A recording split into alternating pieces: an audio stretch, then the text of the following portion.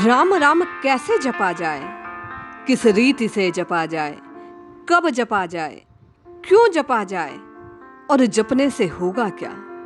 इन सब बातों पर विचार किया जाए तो जीव सत्संग के प्रभाव को अपने जीवन में अनुभूत कर पाता है।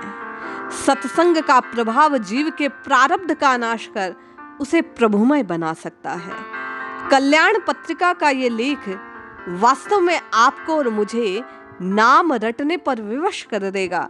सत्संग के प्रभाव को जीवन में अंकित कर आपके और मेरे प्रारब्ध के नाश को सुनिश्चित कर आपके और मेरे जीवन में सुख की आभा को बिखेर देगा।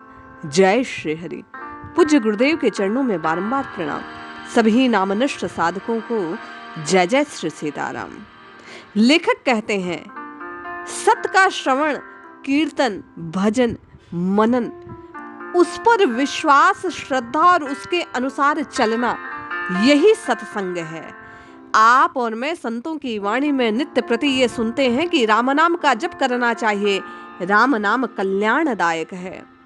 ये सत्संग का प्रभाव कब होगा? जब सुनेंगे, जपेंगे, भजेंगे और उसी के अनुसार चलेंगे। लेखक कहते हैं कि सत शाश्वत, नित्य, प्रदीप्त, उत्प्रेरक, शिवम और सुंदर है। सत्यम शिवम सुंदरम, आनंददायक। श्रवण मात्र से हर्ष का अतिरेक मन में भर उठता है। सत्य के साथ और पास रहा जाए तो कहना ही क्या।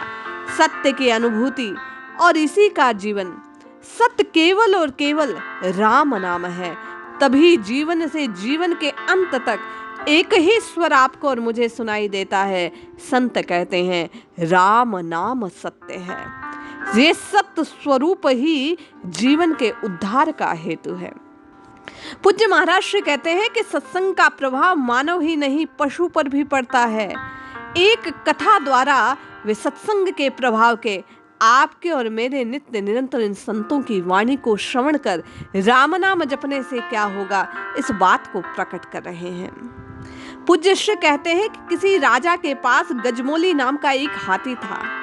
बहुत भोला भाला, उसकी सूंड में बच्चों को पीठ पर बैठा लेता, जानवर होते हुए भी बड़ा बुद्धिमान, कभी किसी को हानि नहीं पहुंचाता। अचानक उस हाथी के व्यवहार में बदलाव आ गया। कई जानवरों को उसने पटक पटक कर मार डाला, एक राज कर्मचारी को घायल कर दिया। हाथी के स्वभाव के परिवर्तन का कारण जानने हेतु राजा ने पंडितों की एक बैठक बुलाई। राजा ने पंडितों से पूछा कि सीधा सादा हाथी अचानक खूंखार क्यों हो गया। विचारणीय बिंदु पर पंडितों ने कहा, महाराज, संगत का गुण आता है, अतः हाथी के स्वभाव में परिवर्तन का कारण जानने हेतु गजशाला में रात भर गुप्त पहरा दिया जाए।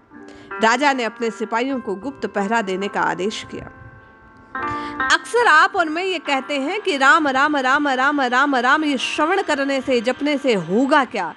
इस होगा क्या, इसी का उत्तर है ये कथा।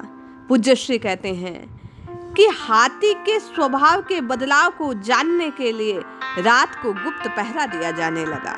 राजा ने अपने सिपाहियों को गुप्त पहरा देने का जो आदेश दिया, सिपाहियों ने आकर राजा को सूचना दी, महाराज, आधी रात को गजशाला में चोरों की बैठक होती है। वहीं बैठकर वे चोरी की योजना बनाते हैं। उनकी वार्तालाप हिंसक होती है। राजा ने यह बात पंडितों को बताई। पंडितों ने कहा, महाराज, गजशाला के सामने रामायण गीता का प्रवचन कम से कम 1 माह तक कराया जाए, इसके अच्छे परिणाम होंगे। राजा ने वैसा ही किया। 1 माह बीतते बीतते हाथी के स्वभाव में भारी परिवर्तन हो गया। प्रवचन के प्रभाव से खूंखार और हिंसक हाथी पुनः सीधा साधा सभ्य बन गया। ये बात इस बात को उजागर करती है कि सत्य के श्रवण मात्र से पशु का मन विचार पवित्र हो जाता है, हिंसक से अहिंसक, अहिंसक से हिंसक हो जाता है। विचार कर्म की आधारशिला का निर्माण कर देते हैं। सत्य संगति से सत्य विचार आता है और सत्कर्म से सत्य स्वभाव उत्पन्न होता है। अब आप और मैं प्रश्न करते हैं कि राम राम राम राम कहने से, सुनने से, जपने से होगा क्या। तो आपका और मेरा स्वभाव भी इस राम नाम के प्रताप से बदल जाएगा। प्रश्न उठता है कि ये सत्य है क्या, कहाँ खोजें, कैसे जाने, कैसे जपें, कब जपें। तो कहा गया कि पूजा, जप, तप, दान, भजन, कीर्तन, सत्य श्रवण, सत्य प्राप्ति मार्ग को सुगम बनाते हैं। नित्य निरंतर आप और मैं संतों की वाणी को श्रवण करें, आत्मबोध को, ईश्वर दर्शन को पाने की अभिलाषा को जागृत करें। नित्य निरंतर राम राम राम राम प्रताप को, प्रभाव को, इन सत्य कथाओं को श्रवण करें तो निश्चय जानिए आपका और मेरा स्वभाव बदल जाएगा, सद्भाव जागृत होगा और यही प्रभाव आपके और मेरे जीवन में परिलक्षित होगा।